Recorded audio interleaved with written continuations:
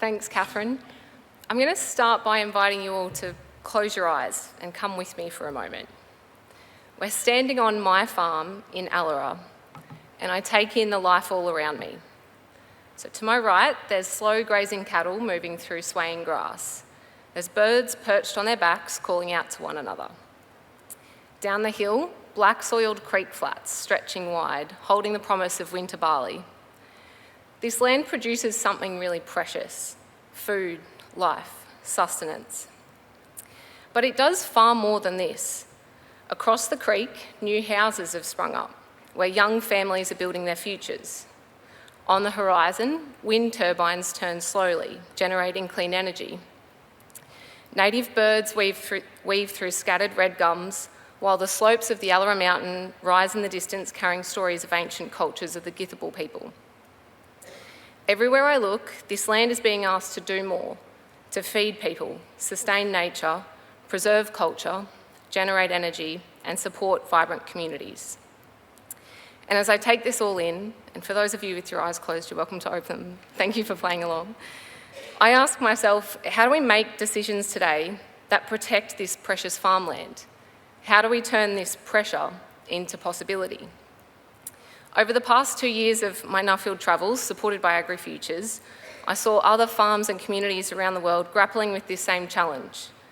Land everywhere is being asked to do more than ever before.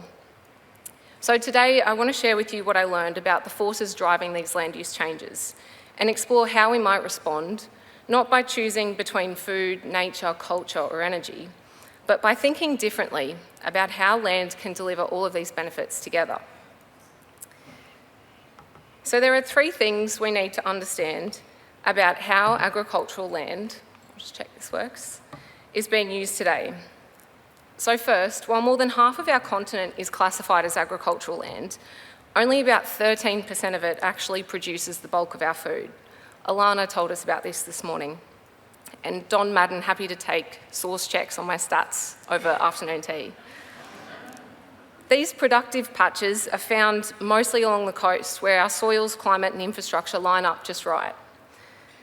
So even though our land seems vast, the places that truly sustain our food system are rare and precious.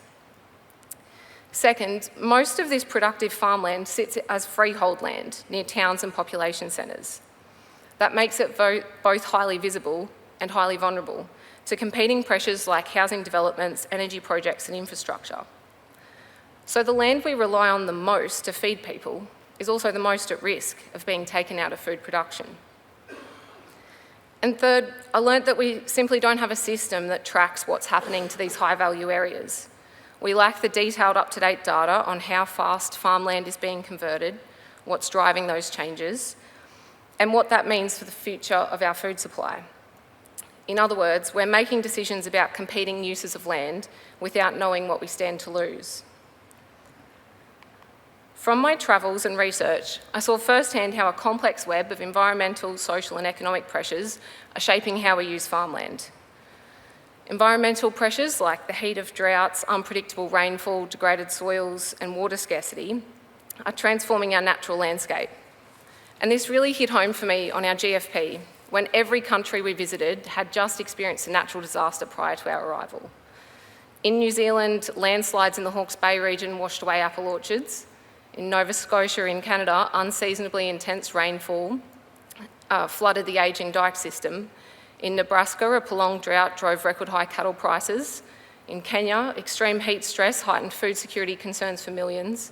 And in Tasmania, fierce winds had torn through local infrastructure. This global pattern underscores just how widespread and intense these environmental pressures are becoming. So social pressures, like Maz has talked us through, population growth, changing diets, rising expectations for sustainability are piling on. Our farmland is being asked to feed people, store carbon, conserve biodiversity and support communities all at once. To meet global climate targets alone, we need nearly 1 billion hectares of land, about the size of North America, just to remove carbon from the atmosphere. Farmland today is serving many masters and its capacity is being stretched to the limit. Economic pressures, rising input costs, volatile markets and concentrated capital are reshaping who farms and how they farm. In Australia, we heard this morning from Allora that just 10% of our largest farms now produce half of all agricultural output. As an aspiring landowner myself, my partner and I, we're feeling the pinch of this economic outlook, and it makes me question how a smaller bulk commodity producer can thrive in this evolving landscape. Farming is becoming more intensified, decision-making is more concentrated, and land allocations are more complex. And I think this transformation is unlike anything we've ever faced before. Land is no longer just a field that grows crops. It's central to our climate strategies, energy systems, biodiversity, food security, urban growth, and cultural heritage. Every decision about land also carries overlapping roles, responsibilities, and opportunities. And the pace of this transformation is only accelerating. Economic shocks and climate events, they're no longer a rare disruption, they're becoming our new normal. These pressures are growing and the stakes have never been higher. So how do we turn this pressure into possibility? We must rethink how we classify, measure and manage agricultural land, not just to protect food and fibre, but to unlock its full potential. And so from my travels, I saw 3 opportunities for Australia to rethink how we use farmland and respond to these growing demands. Opportunity 1, let's modernise our land data to recognise the high-value farmland. Right now, our systems treat farmland in blunt categories: cropping, grazing, conservation, when in reality, we all know that our best farmland is doing many things at once. It grows food, stores carbon, supports biodiversity, and sometimes hosts energy projects or tourism. Without high-resolution, accurate data that reflects this reality, our most productive farmland remains invisible to decision-making and vulnerable to being lost. I saw in the United States that farmland is given more of an identity. They talk about prime farmland as the best soils for staple crops, and unique farmland, the land best for specialty crops like citrus or nuts. The states also had a system of marking statewide or local importance land. And this simple categorisation made the value of farmland more visible so that when decisions were made, agriculture was part of the equation. Opportunity 2, recognise and embed the multifunctional value of our farms. We know that farms do more than just produce food. They regulate our climate, support wildlife, preserve cultural heritage, and they create important spaces for communities. By managing land sustainably, valuing both productivity and multifunctionality, we can optimise those long-term benefits for farmers and for broader society alike. In Japan, when speaking to people, they described that when they lived in cities, they described the farmland as more than just food production. They described rice paddies as those natural air conditioners that were cooling the urban air, that community fields were gathering spaces, and that the green landscapes provided vital spaces for well-being. And it showed me just what becomes possible when we recognise those broader multifunctional benefits of farmland. Opportunity 3, let's plan the land at the system level to balance those competing demands. We cannot make land use decisions in isolation. Allocating land for energy, housing or conservation in one area can unintentionally shift pressure elsewhere. By thinking at the landscape scale, we balance competing demands, protect high-value farmland, and make choices that support communities, the economy and environment together.